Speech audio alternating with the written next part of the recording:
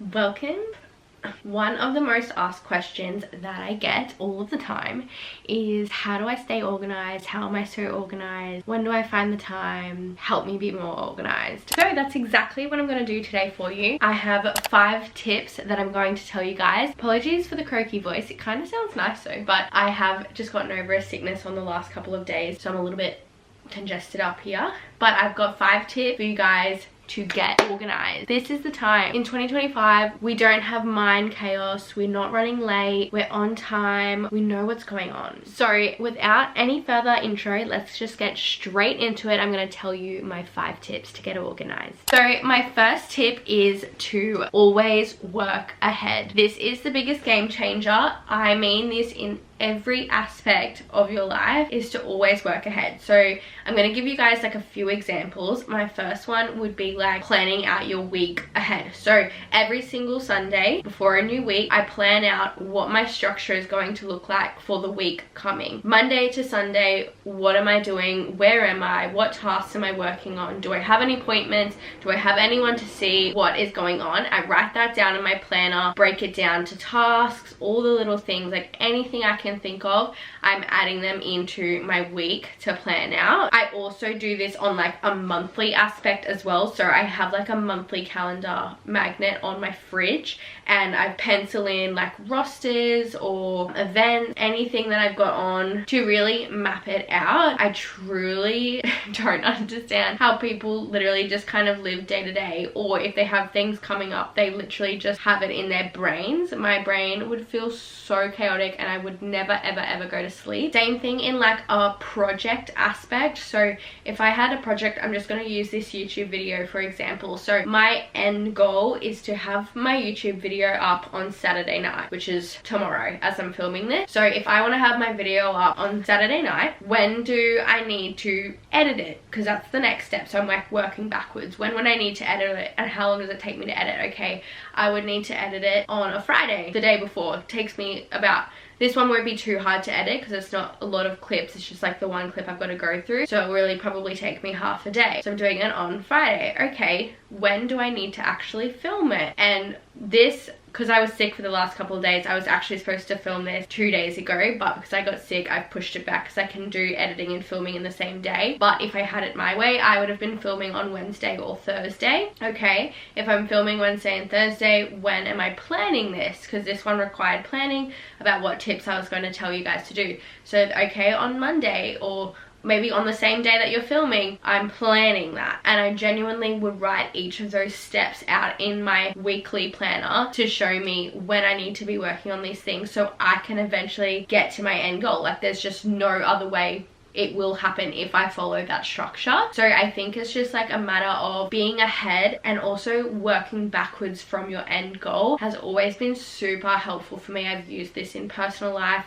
work, career, like I've always used this system. If you're really just starting out, I would just start with a week at a glance. Where am I? You don't need to go too into detail yet. I would just put your roster on the week, some tasks you need to tick off for that day, events that I've got coming up, but just so you're getting things out of your brain. My second tip is like seriously a no-brainer, but get yourself a planner and a to-do list. I literally do not understand how people function without having a planner or a to-do list. Like it literally blows my mind. Like I just could not. My brain would be in overload. But my biggest tip is to invest in a good planner that helps you, and also just having a to-do list, because sometimes like in a planner I'm just like looking at my overview of the day, whereas with my to-do list it's like my breakdown steps of what I'm doing that day. And who doesn't love like the little tick off, you know, when you've achieved the task? So whether that planner be a digital planner, I know a lot of people can use Google Calendar, or like, you know, bigger platforms. I think a lot of people use Notion and things like that. I personally am still a very much pen to paper person. My personal favorite is the one I use in all my reset videos, which is the Signature Planner by Steph Pace. I am waiting on my planner to arrive for next year. I'm so excited. It should be here very soon. Get yourself a planner and get it out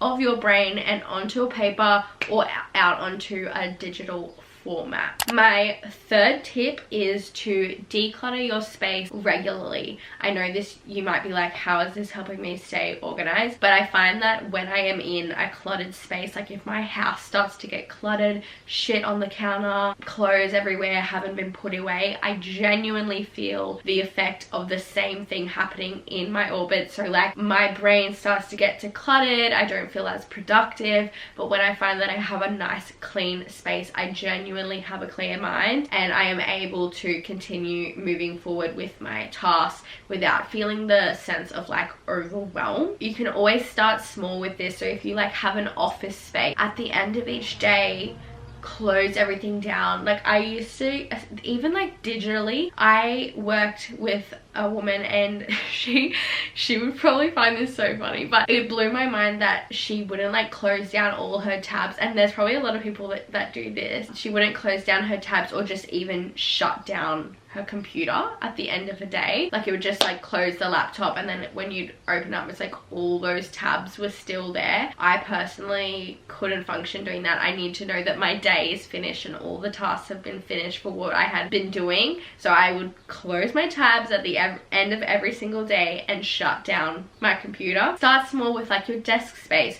So at the end of each day, you can just do a quick tidy up of your space, give it a wipe down every so often, making sure everything's staying clear. And the same thing in your house. Maybe have a cleaning schedule or a routine where there's a day in your week that you know you're cleaning, and it's just a continuous nice flow. This also is the same with like your computer. So if you have files on your computer that are just like everywhere, or on your phone there's just apps that you don't use, there's shit everywhere, let's declutter that. So decluttering your digital space and your physical space. We are just going to take literally 2 seconds because I have the most exciting news to share for you. Have a look at this. It's time to get your shit together for December. Christmas is around the corner and I have got something that's going to make you feel organized, calm, and ready to just have a festive holiday season instead of a stressful holiday season. Are you usually the kind that's running around last minute for your gift, or you're wondering what you're going to make for Christmas dinner and when you're going to get the groceries for them? Well, guys,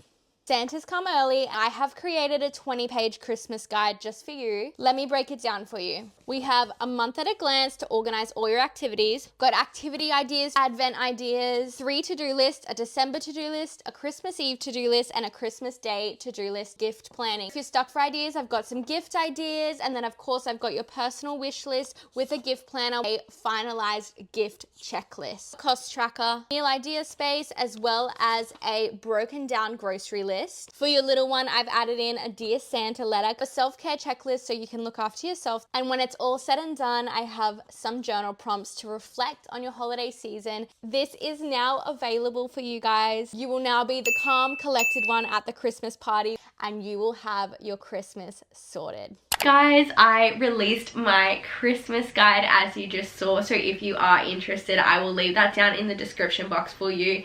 This is another way to start your organization journey with the whole holiday season. So again, if you're interested, that will be down there below for you. My fourth tip, let's get back into the video, is the having daily and weekly routines. So consistency is everything, and when you're showing up consistently in your habit, just like I said, it becomes a habit and it just happens. You know, your body is trained and your mind is trained to be doing specific things. So like the more you use your planner, the more it becomes second nature. For me, when I started to feel really organized, it was when I had nice daily structures. So for example, my morning routines, I have not changed them for quite a long time now. They start my day in the best aspect that I possibly can to have a very good and flowy day. And I do the same thing every morning, like give or take, like things come up obviously, but when I can, I'm doing my meditation, my journaling, my movement.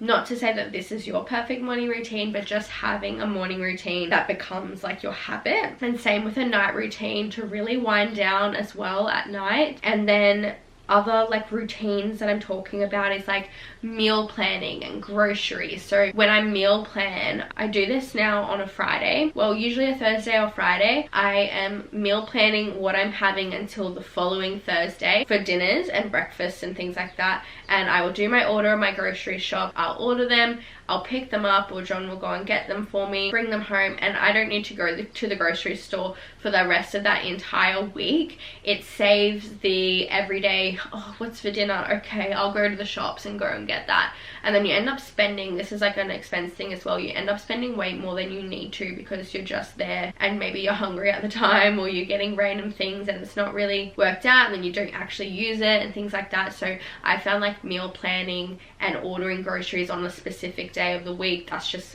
what I know, that's what we do every single week, and so it's just like one less thing that I need to worry about for the entire week, and it's just this routine. It's a weekly routine, so it's kind of like you're working an autopilot. You have these routines set in place so that you can in turn make your life so much easier and not have like that decision fatigue. And then my fifth tip is to minimize your multitasking. I felt like I could multitask all the time, and to a degree we can, but I just feel like you get your most optimal things done when you're focusing on one thing at a time. And whether that be, so say if you're like self-employed, whether that actually be a weekly schedule, like on Monday you're doing emails all day, invoicing, admin sort of situations. Tuesday you're doing all content creation, you're getting filming, you're doing editing, like, you know, like sort of staying in each zone can be really, really helpful. And instead of like jumping in and out of your different like brain categories where you're like, yeah,